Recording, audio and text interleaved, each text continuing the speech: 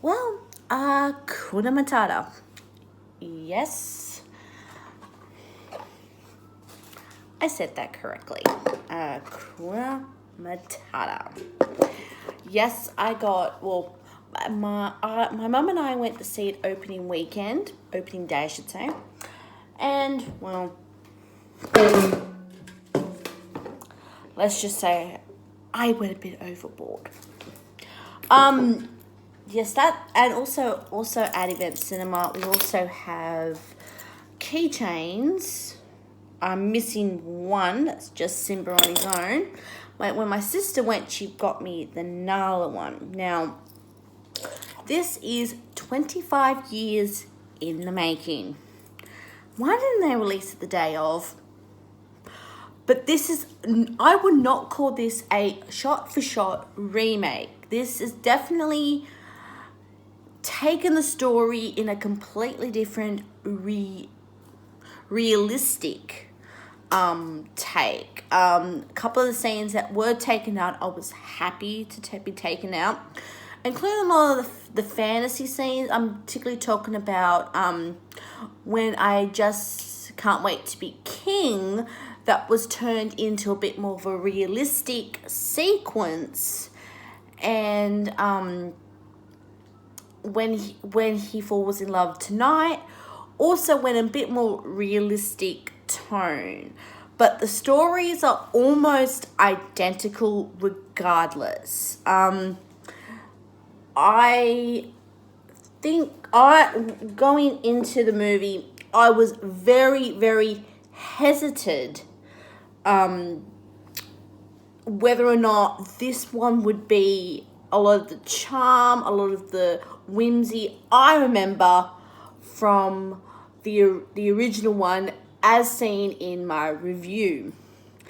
Which, ironically, at the time I reviewed 1, 2, and 1.5, also to me, Lion King 3, I did not know that this was in the works, so forget about that. Lion King is one of my most beloved movies. I fell in love with them. I even watched the TV series Timon and Pumbaa. So you say I have a affinity for this particular movie. I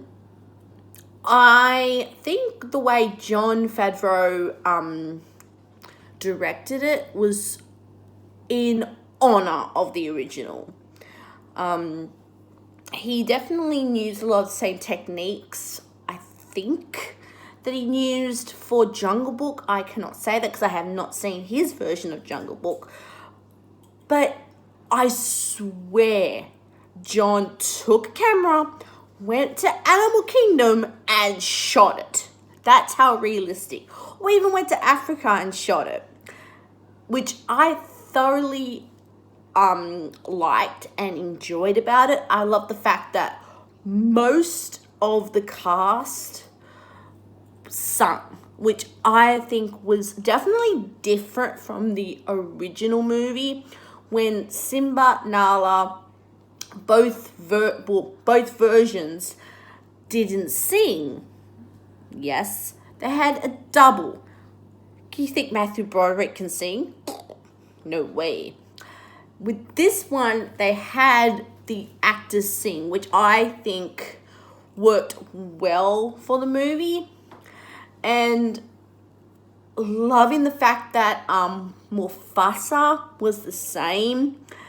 And just like the original, when Mufasa's death scene, that's not really a spoiler because everyone knows it, I had this thing in my lap and I was eating popcorn from it.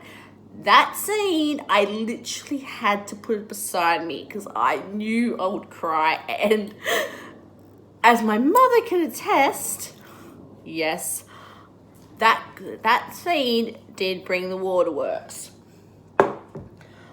For him to still have waterworks coming out of my eyes 25 years later, John, you did a bloody brilliant job.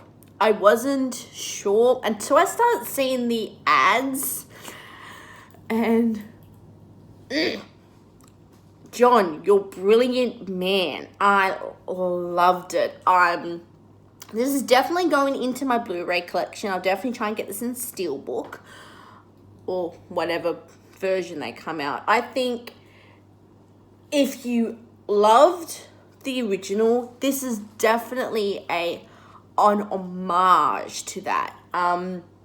Plus, I think you can walk in, if you hadn't 25 years since the original and you haven't seen Lion King, what are you, nuts? You can go in and really appreciate this particular movie. I saw it in 2D. Now, that is a rare find down here in Sydney, which automatically tells me this is a conversion job. I can generally tell when a movie is intended to be released in 3D and when it's released in 2D. They push the 3D. And I found it very hard for me to find a 3D screening. So it's a conversion job. But I think that they did it so well, and it was my style of 3D where it's not so in your face 3D, but more subtle 3D, which I do prefer. Have you seen Lion King 19? And have you seen the original one? Please write down in the comment section below, and I cannot wait to see what else is released this summer. And if I remember, I will link the other 3 reviews in my Lion King series. So keep an eye out and you'll definitely see more movies coming soon. And Hakuna Matata.